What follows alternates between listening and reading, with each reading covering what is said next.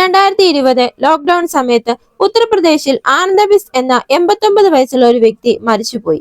അയാളുടെ മകൻ ഒരു ഗവൺമെന്റ് സർവന്റ് ആണ്.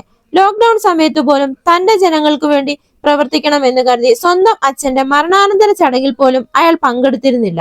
ഈ കഥ കേൾക്കുമ്പോൾ നിങ്ങൾ വിചാരിക്കുന്നുണ്ടാവും, സ്വന്തം അച്ഛന്റെ മരണാനന്തര ചടങ്ങിൽ പോലും പങ്കെടുക്കാൻ കഴിയാതെ ഇത്ര തിരക്കുള്ള ആ മകൻ ആരാണെന്ന്. അതെ, മറ്റാരുമായിരുന്നില്ല, യോഗി ആദിത്യനാഥ് ആയിരുന്നു. അദ്ദേഹത്തിന്റെ മുഴുവൻ പേര് അജയ് മോഹൻ സിംഗ് ബിസ്ത്. 22-ാം വയസ്സിൽ സന്യാസം സ്വീകരിച്ച് 26-ാം വയസ്സിൽ ഇന്ത്യൻ പാർലമെന്റിൽ യങ്ങസ്റ്റ് MP ആയ യോഗി ആദിത്യനാഥ്. ഇന്ത്യയിലെ തന്നെ ലക്ഷക്കണക്കിന് ജനങ്ങളുള്ള ഒരു സംസ്ഥാനത്തിന് എങ്ങനെ ഇത്ര ഒരു പവർഫുൾ മന്ത്രിയായി അദ്ദേഹം? ഉത്തർപ്രദേശ് എന്ന് കേൾക്കുമ്പോൾ തന്നെ നമ്മുടെ മനസ്സിലേക്ക് എത്തുന്നത് ദാരിദ്ര്യം, ധാരാളം കുറ്റകൃത്യങ്ങൾ നടക്കുന്ന സ്ഥലം എന്ന് മാത്രമാണ്. എന്നാൽ ഉത്തർപ്രദേശിലെ സ്ഥിതി ഇപ്പോൾ അങ്ങനെയല്ല. അവിടുത്തെ സാഹചര്യം വളരെയധികം മാറിയിരിക്കുന്നു. പുതിയ പുതിയ ഇൻഡസ്ട്രീസ്, ഇൻഫ്രാസ്ട്രക്ചർ ഡെവലപ്മെന്റ് വഴി ഈ സ്റ്റേറ്റ് വളരെയധികം പുരോഗമിച്ചിരിക്കുന്നു.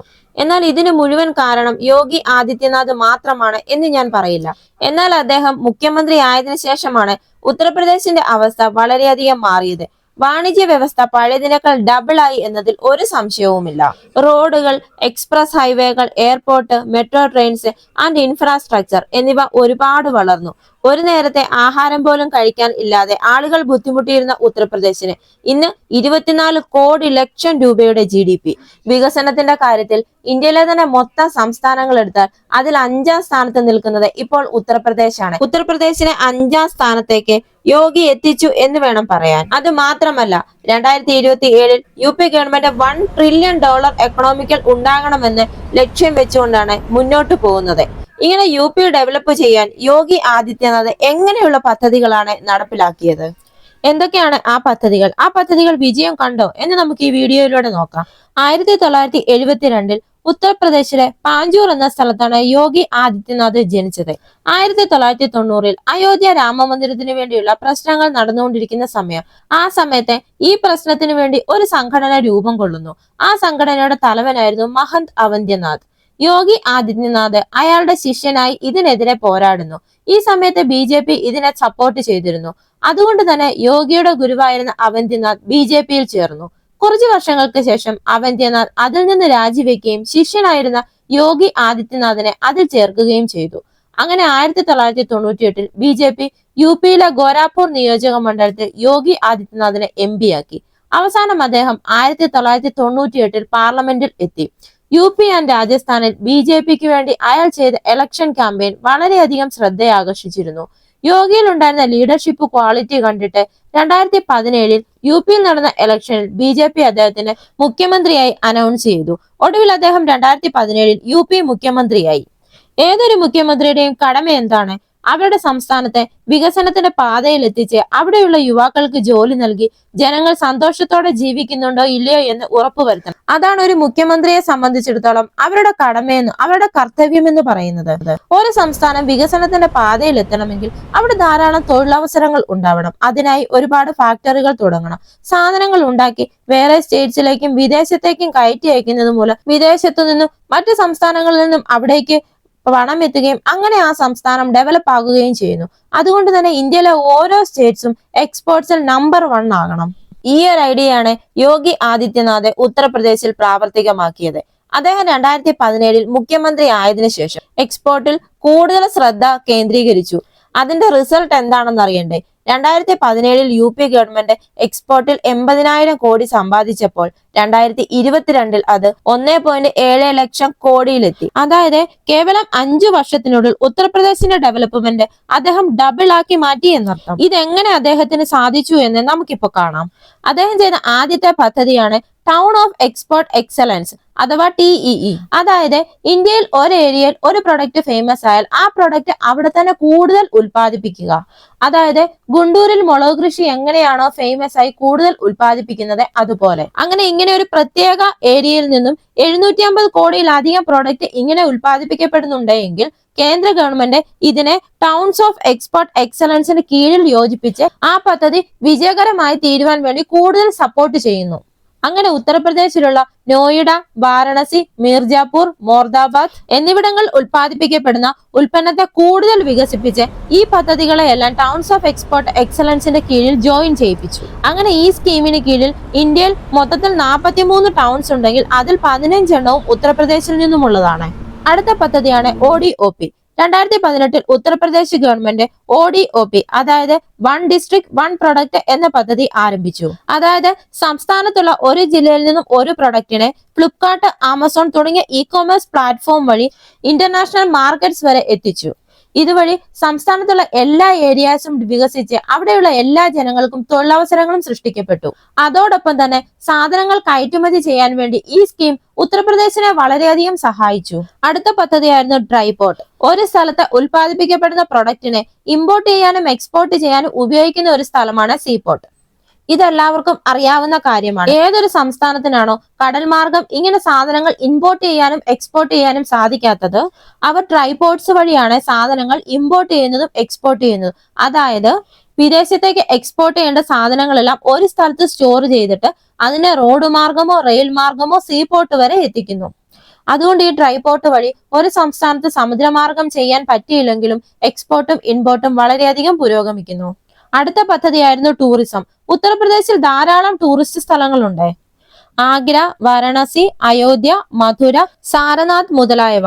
ഇത് കൂടുതലും ഹിന്ദുക്കൾ സന്ദർശിക്കുന്ന സ്ഥലങ്ങളാണ്. അതുകൊണ്ട് തന്നെ മുഖ്യമന്ത്രി യോഗി ആദിത്യനാഥ് ഈ പ്രദേശത്തെ റിലീജിയസ് ടൂറിസം ഹബ്ബായി ഡെവലപ്പ് ചെയ്തു. അതിൽ തന്നെ 32,000 കോടി രൂപ ചെലവഴിച്ച് അയോധ്യ നഗരത്തെ ഏറ്റവും വലിയ ടൂറിസ്റ്റ് നഗരമായി ഡെവലപ്പ് ചെയ്തെടുത്തിരിക്കുന്നു. അതുപോലെ 2025 നടക്കേണ്ട മഹാകുംഭമേളയ്ക്ക് 2,500 കോടി രൂപ ചെലവഴിച്ച് തയ്യാറെടുപ്പുകൾ നടത്തുന്നു. അതുപോലെ തന്നെ മഥുര, പ്രയാഗ്രാജ്, വാരണാസി തുടങ്ങിയ സ്ഥലങ്ങളിലുള്ള ടൂറിസ്റ്റ് പ്ലേസിനെ ഏറ്റവും കൂടുതൽ മനോഹരമാക്കി തീർക്കാൻ വേണ്ടി 100 കോടി രൂപയിലധികം ചിലവഴിച്ച് നിർമ്മാണം നടത്തുന്നു.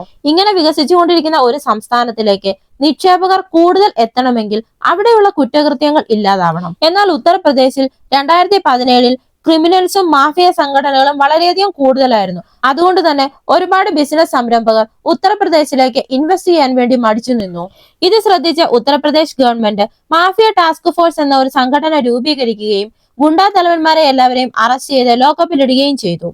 ഇതുമൂലം ഒരു സൈഡിൽ അവിടെയുള്ള ജനങ്ങൾക്ക് സന്തോഷമാവുകയും മറു സൈഡിൽ ടൂറിസവും അവിടെയുള്ള ബിസിനസ്സും വികസിക്കുകയും ചെയ്തു. വിദേശത്തു നിന്നുള്ള നിക്ഷേപകരെ കൂടുതൽ ആകർഷിക്കുന്നതിന് വേണ്ടി Uttar Pradesh government single window scheme രൂപീകരിച്ചു. അതായത് ഏതൊരു വിദേശ കമ്പനിയാണെങ്കിലും ഉത്തർപ്രദേശിൽ ബിസിനസ് ചെയ്യാൻ വേണ്ടി മുന്നോട്ട് വരികയാണെങ്കിൽ അവർക്ക് പെർമിഷൻ, ലൈസൻസ്, ഡോക്യുമെന്റേഷൻ എന്നിവയ്ക്ക് വേണ്ടി ഓരോരോ ഓഫീസിൽ കയറി ഇറങ്ങാതെ ഒറ്റ പ്രാവശ്യം കൊണ്ട് അവർക്ക് എന്തൊക്കെ ഡോക്യുമെന്റ്സ് ആണോ വേണ്ടത് അതെല്ലാം കൊടുക്കും. ഇതിനെ സിംഗിൾ വിൻഡോ സ്കീം എന്ന് പറയുന്നു. അതായത് ഉത്തർപ്രദേശിൽ ആരെങ്കിലും ബിസിനസ് ചെയ്യാൻ ആഗ്രഹിക്കുകയാണെങ്കിൽ, മുന്നോട്ട് വരികയാണെങ്കിൽ ഈ സിംഗിൾ വിൻഡോ സ്കീം വഴി അവരുടെ പണി എളുപ്പത്തിൽ പൂർത്തിയാക്കാൻ സാധിക്കും. ഈ കാരണങ്ങൾ കൊണ്ട് തന്നെ 2019 വേൾഡ് ബാങ്ക് പുറത്തിറക്കിയ റിപ്പോർട്ടിൽ ഈസി ഓഫ് ഡൂയിങ് ബിസിനസ്, അതായത് എളുപ്പത്തിൽ ബിസിനസ് ചെയ്യാൻ പറ്റിയ സ്ഥലം എന്നതിൽ ലോകത്തിലെ തന്നെ 2ാം സ്ഥാനം ഉത്തർപ്രദേശിനായിരുന്നു. ഇങ്ങനെ ഉത്തർപ്രദേശിൽ നടക്കുന്ന വികസനം ശ്രദ്ധിച്ച കമ്പനികൾ 2023 ഉത്തർപ്രദേശിൽ നടന്ന ഗ്ലോബൽ ഇൻവെസ്റ്റേഴ്സ് സബ്മിറ്റിൽ 32 ലക്ഷം കോടി രൂപ ഇൻവെസ്റ്റ് ചെയ്യുമെന്ന് പ്രഖ്യാപിച്ചു. അപ്പോൾ നിങ്ങൾ തന്നെ ഒന്ന് ആലോചിച്ച് നോക്കൂ, 32 ലക്ഷം കോടി രൂപ അവിടെ ഇൻവെസ്റ്റ് ചെയ്യണമെങ്കിൽ ഉത്തർപ്രദേശിന്റെ വികസനം എങ്ങനെയായിരിക്കുമെന്ന്. ഇൻവെസ്റ്റേഴ്സിനെ ഇത്രയും ആകർഷിക്കാൻ വേണ്ടി എന്തൊക്കെ മാറ്റങ്ങളാണ് അവിടെ ഉണ്ടായിട്ടുള്ളത്. അടുത്ത പദ്ധതിയായിരുന്നു ട്രാൻസ്പോർട്ടേഷൻ. ഒരു സംസ്ഥാനം ഏറ്റവും കൂടുതൽ വേഗത്തിൽ വികസിക്കണമെങ്കിൽ അവിടുത്തെ റോഡും ട്രാൻസ്പോർട്ടേഷനും മികച്ചതായിരിക്കണം. എവിടെ റോഡ് നല്ല രീതിയിലുണ്ടോ അവിടെ നമ്മൾ ഉൽപ്പാദിപ്പിക്കുന്ന പ്രൊഡക്റ്റിനെ ഒരു സ്ഥലത്ത് നിന്നും മറ്റൊരു സ്ഥലത്തേക്ക് വേഗം തന്നെ നമുക്ക് ട്രാൻസ്പോർട്ടേഷൻ ചെയ്യാൻ സാധിക്കും. അങ്ങനെ നമുക്കവിടെ ട്രേഡ് കൂടുതൽ ഉണ്ടാക്കാൻ സാധിക്കും. അങ്ങനെ എവിടെ ട്രേഡ് കൂടുതൽ ഉണ്ടാകുന്നോ ആ ഏരിയ കൂടുതൽ വികസിക്കുന്നു. ഇത് മുൻകൂട്ടി മനസ്സിലാക്കിയ യോഗി അവിടെയുള്ള സ്ഥലങ്ങളെ തമ്മിൽ കണക്ട് ചെയ്യാൻ വേണ്ടി കൂടുതൽ എക്സ്പ്രസ് ഹൈവേകളും റോഡുകളും നിർമ്മിച്ചു. ഈ എക്സ്പ്രസ് ഹൈവേ ഇന്ത്യ മൊത്തത്തിൽ നോക്കിയാൽ ഉത്തർപ്രദേശിലാണ് ഏറ്റവും കൂടുതലുള്ളത്. ഈ റോഡുകൾ കൂടാതെ മെട്രോ ട്രെയിനുകൾ, എയർപോർട്ടുകൾ എന്നിവയുടെ നിർമ്മാണവും യോഗി ആദിത്യനാഥ് പെട്ടെന്ന് തന്നെ പൂർത്തിയാക്കുന്നുണ്ട്. ഇപ്പോൾ ഉത്തർപ്രദേശിലുള്ള പ്രധാനപ്പെട്ട ചില സിറ്റികളെ തമ്മിൽ കണക്ട് ചെയ്ത് നാഷണൽ ആൻഡ് ഇന്റർനാഷണൽ ലെവലിലും എയർപോർട്ട് നിർമ്മിച്ചു. ഉത്തർപ്രദേശിൽ ഇപ്പോൾ മൊത്തത്തിൽ 9 എയർപോർട്ട് ഉണ്ട്. അതിൽ 4 എണ്ണം യോഗി മുഖ്യമന്ത്രിയായതിനു ശേഷം പൂർത്തിയാക്കിയതാണ്. ഭാവിയിൽ ഇതിനെ 21 എയർപോർട്ട്സായി മാറ്റാൻ വേണ്ടിയിട്ടാണ് പദ്ധതി ഇട്ടിരിക്കുന്നത്. അങ്ങനെയാകുകയാണെങ്കിൽ ഇന്ത്യയിലെ ഏറ്റവും കൂടുതൽ എയർപോർട്ട്സ് ഉള്ള സംസ്ഥാനമായി ഉത്തർപ്രദേശ് മാറും. അതുമാത്രമല്ല 2017 യോഗി മുഖ്യമന്ത്രിയായതിനു ശേഷം ഒരു വർഷത്തിനുള്ളിൽ ലോകത്തിലെ തന്നെ ഏറ്റവും വലിയ സ്മാർട്ട് ഫോൺ കമ്പനിയായ സാംസങ്ങിന്റെ മാനുഫാക്ചറിംഗ് ഫാക്ടറി നോയിഡയിൽ നിർമ്മിച്ചു. എന്തുകൊണ്ടെന്ന് വെച്ചാൽ ഉത്തർപ്രദേശിൽ നടക്കുന്ന കയറ്റുമതി സാധനങ്ങളിൽ 19% ഇലക്ട്രോണിക് ഐറ്റംസ് ആണ്. അതുകൊണ്ട് തന്നെ ഇലക്ട്രോണിക് സാധനങ്ങൾ കയറ്റുമതി ചെയ്യുന്നതിൽ ഇന്ത്യയിൽ തമിഴ്നാട് കഴിഞ്ഞതിന് ശേഷം 2ാം സ്ഥാനത്ത് നിൽക്കുന്നത് ഉത്തർപ്രദേശാണ്. ഇങ്ങനെ യോഗി നടപ്പിലാക്കിയ വികസന പദ്ധതികൾ മുഖാന്തരം ഉത്തർപ്രദേശിലെ കയറ്റുമതി എന്ന് പറയുന്നത് 80,000 കോടി രൂപയിൽ നിന്നും 1.7 ലക്ഷം കോടി രൂപയിലേക്ക് ഉയർന്നു. അടുത്ത 3 വർഷത്തിനുള്ളിൽ ഇതിനെ 3 ലക്ഷം കോടി രൂപയിലേക്ക് എത്തിക്കുക എന്നതാണ് യോഗിയുടെ ലക്ഷ്യം. അതുമാത്രമല്ല ആ സംസ്ഥാനത്തിന്റെ GDP 2017 12 ലക്ഷം കോടിയായിരുന്നത് 2023 ആയപ്പോഴേക്കും അത് 24 ലക്ഷം കോടി രൂപയിലേക്ക് ഉയർന്നു. ഇവിടെ നിങ്ങൾ ഒരു കാര്യം ശ്രദ്ധിക്കണം. ഈ വീഡിയോയിലെങ്ങും ഉത്തർപ്രദേശിലെ ജനങ്ങൾ കഷ്ടപ്പെടുന്നില്ല എന്ന് പറഞ്ഞിട്ടില്ല.